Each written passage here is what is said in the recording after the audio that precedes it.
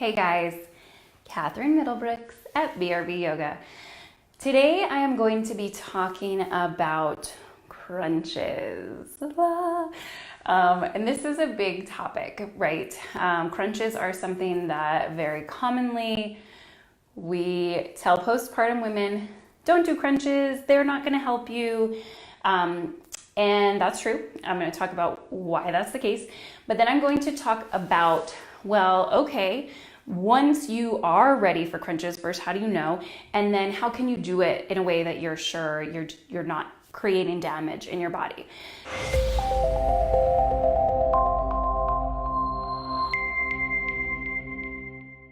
So let's dive in. All right, first things first. Why is it that so many people, including myself, tell postpartum women to avoid crunches? Well, here's why.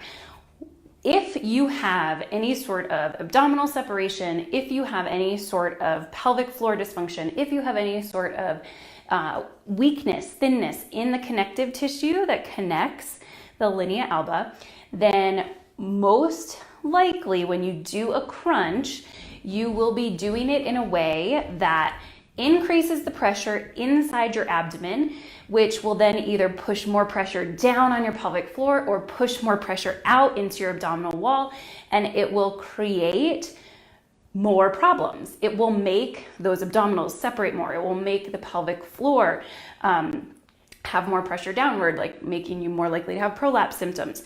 So that's the reason why we are often like, don't do crunches, right? Because very often postpartum women's core musculature is not coordinated and not firing in a fully functional way.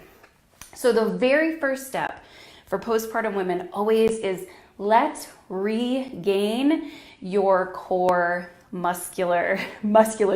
Let's get the muscles that we need firing, particularly the deepest layers of the abdominals, the transverse abdominis, the pelvic floor. We want to get those working well first.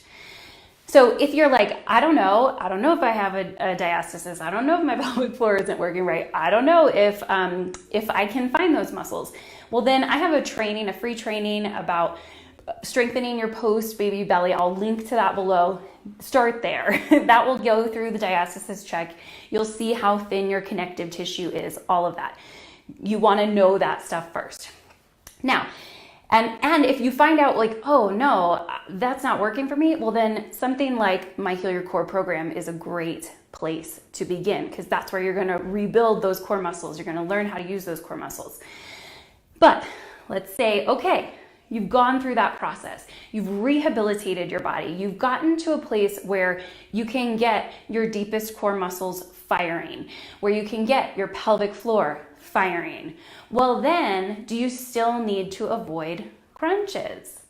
No, you don't. No, once you have gotten the core working well, then you can go back to crunches. Crunches and that rounding of the body, that is a normal motion for the body to make. So we just want to make sure then that when you do it, you are doing it in a way that pulls in that core strength that you have found in your rehabilitation period. So let's walk through what that would look like. So when you do a crunch, there are a couple of things you want to be really aware of as you do it, okay? So I'm gonna lay down on the floor. We can walk through this together. Nothing like showing your belly on the internet. Okay, so when you come into a crunch, first things first, you wanna do it on the exhale. The exhale engages the pelvic floor and the core. So you always come up on the exhale, all right? So that's the first thing. On the exhale, you also want to work as you come up to engage the pelvic floor. So think about kegling and think about engaging those deepest layers of the abdominals, the transverse abdominals. So what you're going to do is take a breath in. You're going to exhale, engage the pelvic floor, fire those deep core muscles. So imagine there's a corset wrapping around your belly. And then you're going to lift up just a little bit. You don't need to lift up super high. You're lifting just enough to get the core muscles to turn on. You're getting up just enough to wake up the system. Now, what do you need to be aware of? Well, any sort of bulging or doming in the abdominals is a sign that you are not engaging your transverse. So you can see as I did this, as I breathe out, I engage the pelvic floor, I engage the transverse. As I come up, my stomach stays flat. There's nothing poking upwards, there's nothing doming. Now, if I do this without engaging my transverse, you'll see something very different. So let me see if I can find that. Sometimes hard to undo what you know. Okay, so if I come up into it and I do not, let me try again. It's hard to do. If I don't engage my transverse, you can see a little bit of doming happening. So it's not huge, it's not a lot, again, because my transverse is pretty automatic at this point, but you may find, really trying to make it happen, that you get this sense that, okay, my belly button now is higher than the rest of my abdominals, or I'm getting this kind of triangular shape. If that's happening, that's a sign that you don't have your transverse firing. When the transverse are firing, that will keep that abdominal flat. The other thing to be aware of, you want to pay attention to how it feels in your pelvic floor. When you come up, are you feeling pressure down onto your pelvic floor? Are you feeling like anything is bulging, any sort of heaviness down in the pelvic floor? Well, then that's a sign probably that you're not effectively engaging your pelvic floor. And when you come up, it's pushing all that pressure down, which could be creating damage on your pelvic floor.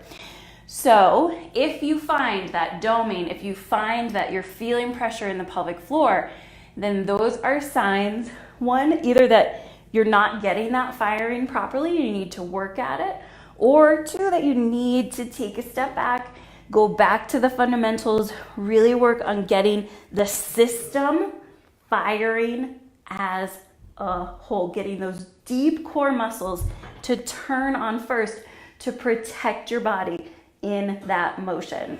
Does that make sense? Okay. Somebody's flushing a toilet in the bathroom behind me, my son.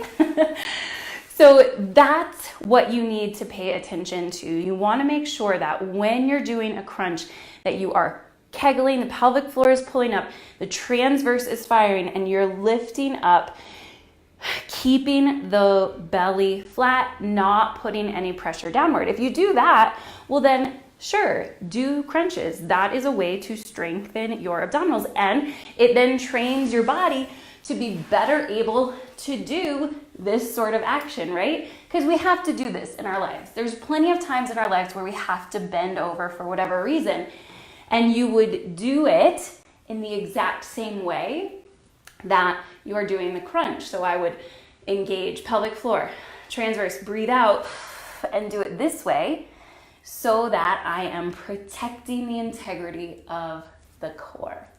All right, that's all I've got for you today. I'll put the link to my training below if you are interested. I'd love to have you join it. And if you have any questions about any of that, please throw them in the comments. I would love to hear them.